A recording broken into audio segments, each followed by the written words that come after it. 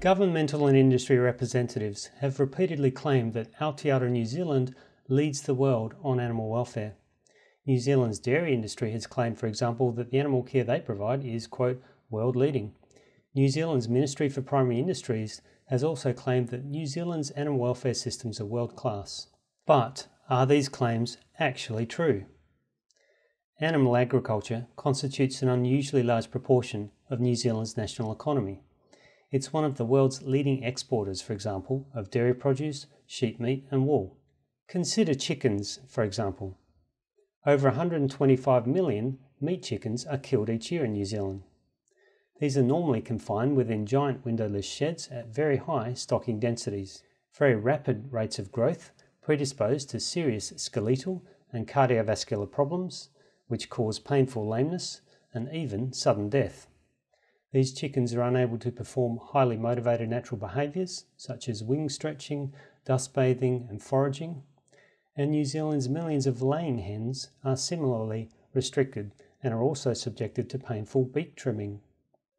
The water bath electrical stunning systems, which are commonly used during slaughtering, are unfortunately known to fail in a significant minority of cases. Such birds may not actually be unconscious prior to throat cutting and subsequent scalding, plucking and processing.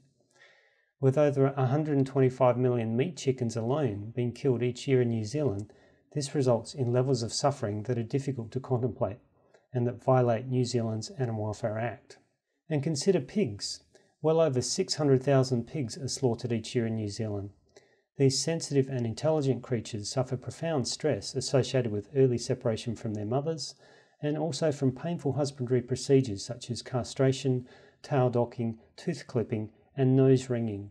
Pigs suffer from lameness and other physical problems and behavioural and social restriction associated with close confinement in small, barren pens. And New Zealand has over 6 million dairy cattle and nearly 4 million beef cattle. Both dairy calves and mothers suffer profound distress from early age separation when the calves are taken from mothers at just a few days of age so that we might take their milk. After about 5 years of intensive, repeated pregnancies and intensive milk production, this declines and they're slaughtered, having lived only a quarter of their natural lifespans. Indoor confinement can restrict their freedom of movement and their natural social and grazing behaviour, and prolonged periods standing on hard concrete surfaces can cause painful lameness. But cows farmed outdoors often lack sufficient trees, hedges or other forms of shelter because cleared paddocks are easier to maintain. Unfortunately, this means that they're unduly exposed to excessive wind, rain, snow and sunshine, and they're particularly vulnerable to snowfall in winter. Over 25 million sheep are also farmed for their meat and wool each year. Many lambs unfortunately die from cold and poor nutrition during their first few days of life.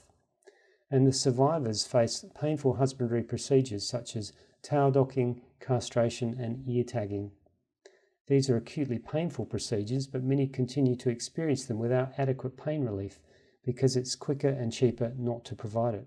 All of these issues and more are examined in detail, along with the adequacy of New Zealand's animal legislative framework in my academic article on this topic. Contrary to the claims of governmental and industry representatives, it is clear that substantial welfare problems do remain prevalent within the farming of all of the major farm species in New Zealand. My article provides recommendations about how animal welfare could be improved in New Zealand. This is in the interests of good ethics, our duty of care toward these animals, the wishes of domestic and international consumers, and it's even in the interests of New Zealand's animal production industries.